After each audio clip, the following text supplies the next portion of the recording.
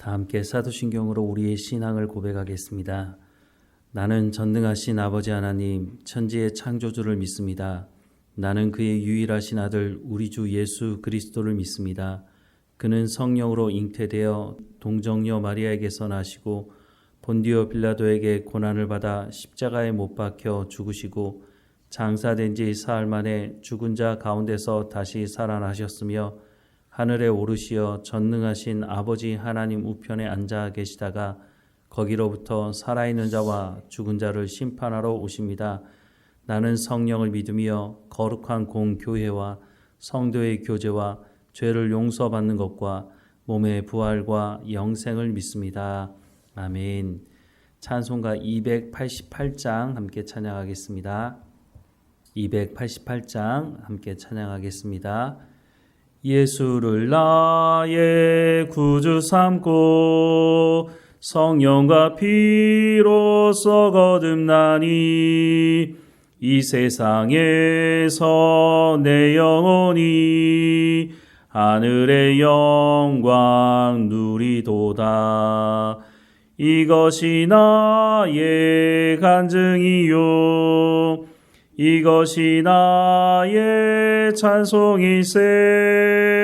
나 사는 동안 끊임없이 구주를 찬송하리로다. 온전히 주께 맡긴 내 영 사랑의 음성을 듣는 중에 천사들 왕래하는 것과 하늘의 영광 보리로다. 이것이 나의 간증이요 이것이 나의 찬송일세. 나 사는 동안 끊임없이 구주를 찬송하리로다. 주 안에 기쁨 누림으로 마음의 풍랑이 잔잔하니 세상과 나는 간 곳 없고 구속한 주만 보이도다. 이것이 나의 간증이요 이것이 나의 찬송일세. 나 사는 동안 끊임없이 구주를 찬송하리로다.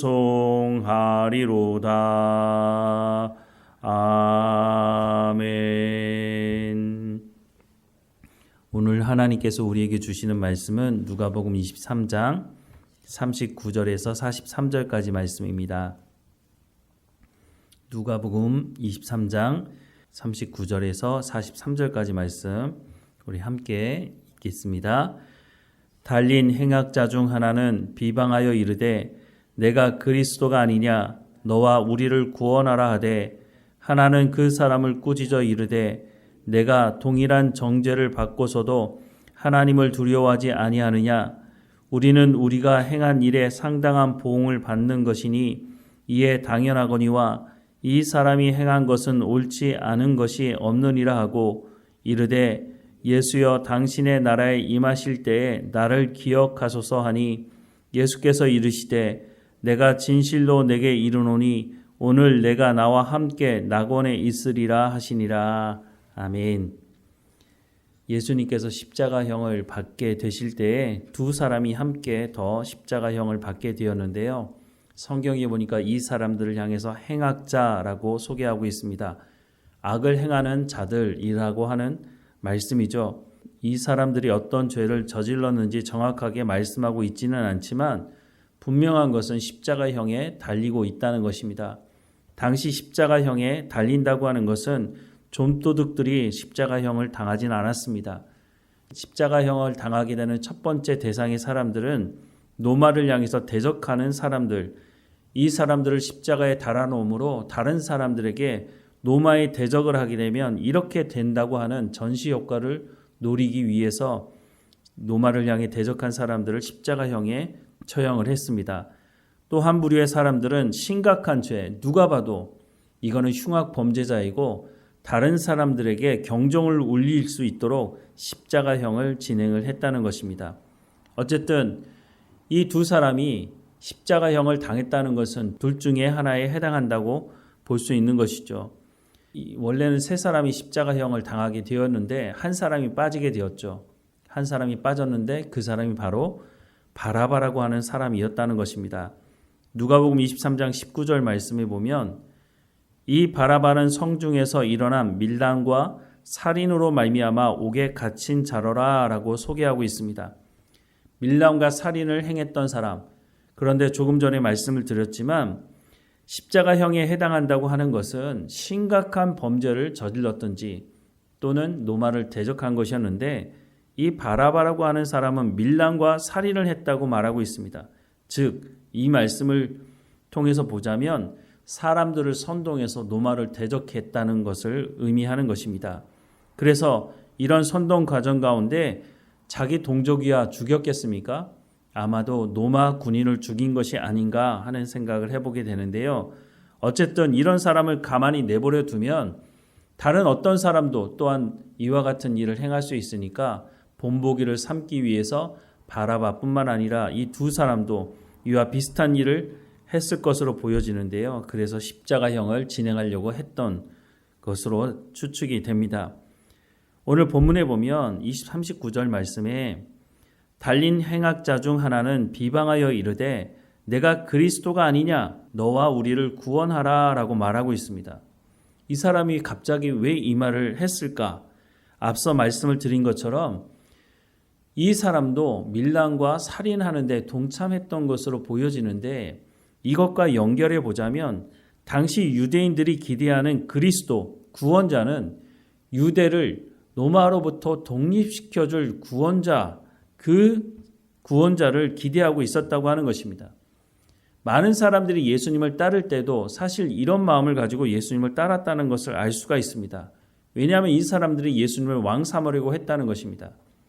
당시 왕은 나라를 통치하는 사람입니다. 그러면 당시 통치자가 바로 로마로부터 파견된 총독이었는데 예수님을 왕 삼겠다고 하는 것은 이 총독을 몰아내고 독립을 쟁취하겠다고 하는 것 아니겠습니까? 이 사람이 이 행악자 중에 한 사람이 너와 우리를 구원하라. 네가 그리스도가 아니냐? 그러면 우리를 구원해내야 하지 않겠느냐?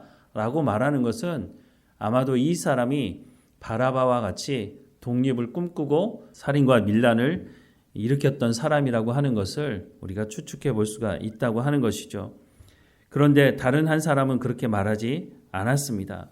다른 한 사람은 뭐라고 말합니까? 40절부터 말씀해 보면 하나는 그 사람을 꾸짖어 이르되 내가 동일한 정죄를 받고서도 하나님을 두려워하지 아니하느냐?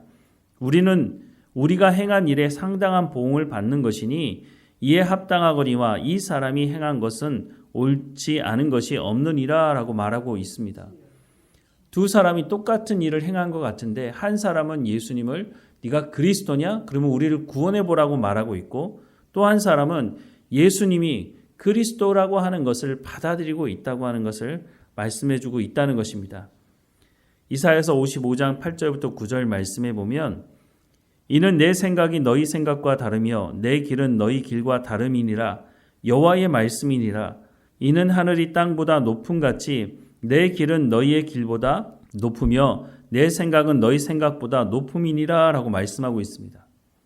많은 사람들이 자기의 생각이 하나님의 생각이라고 착각하며 살아갑니다. 바로 이 행악자 중에 한 사람은 내 생각이 맞아.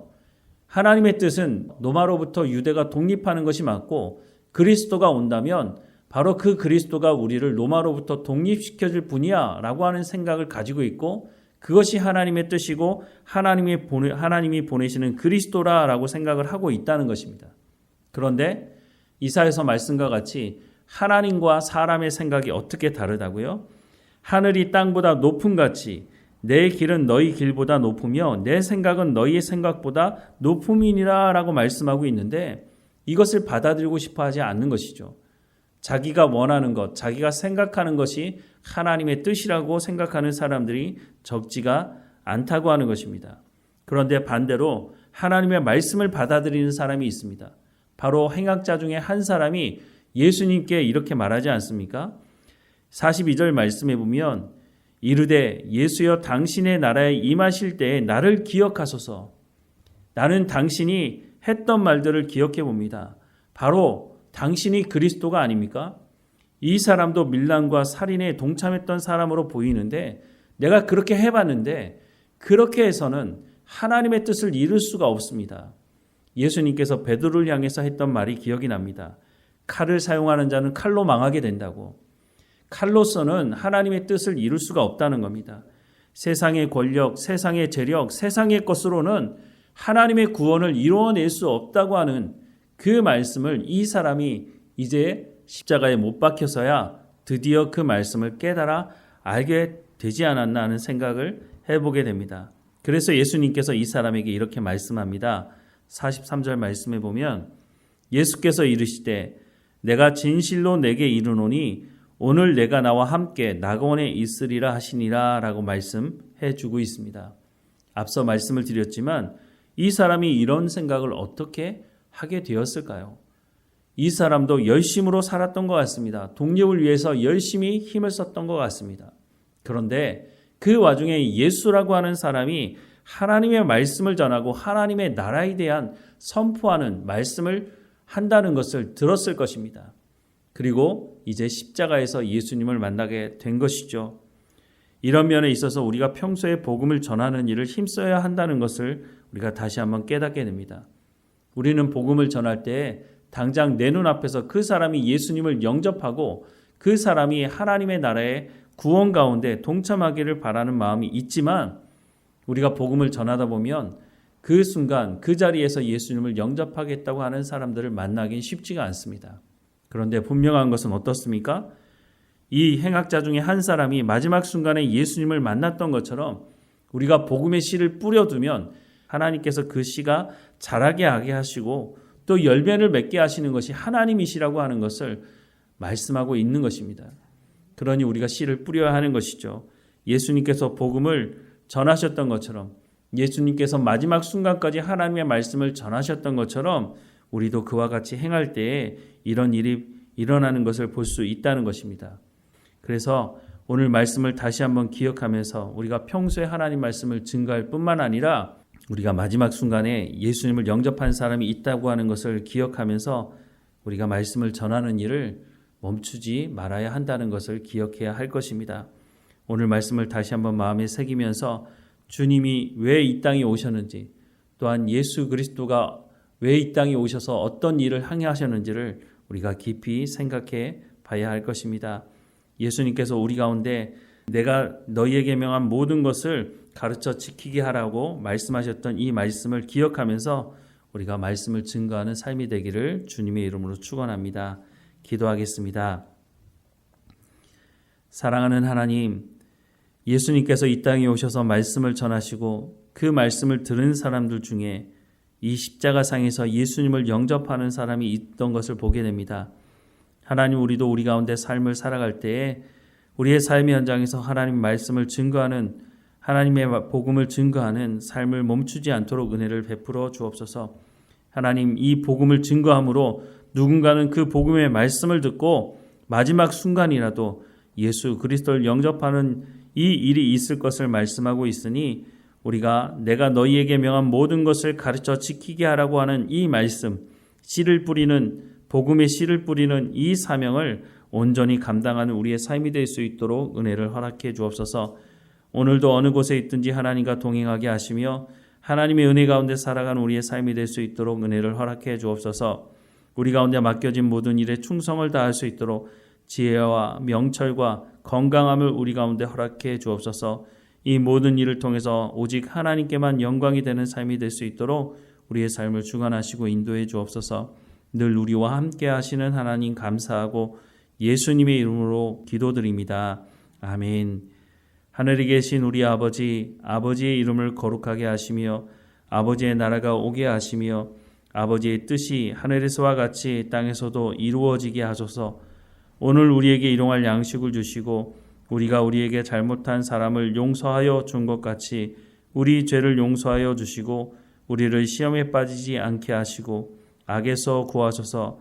나라와 권능과 영광이 영원히 아버지의 것입니다. 아멘.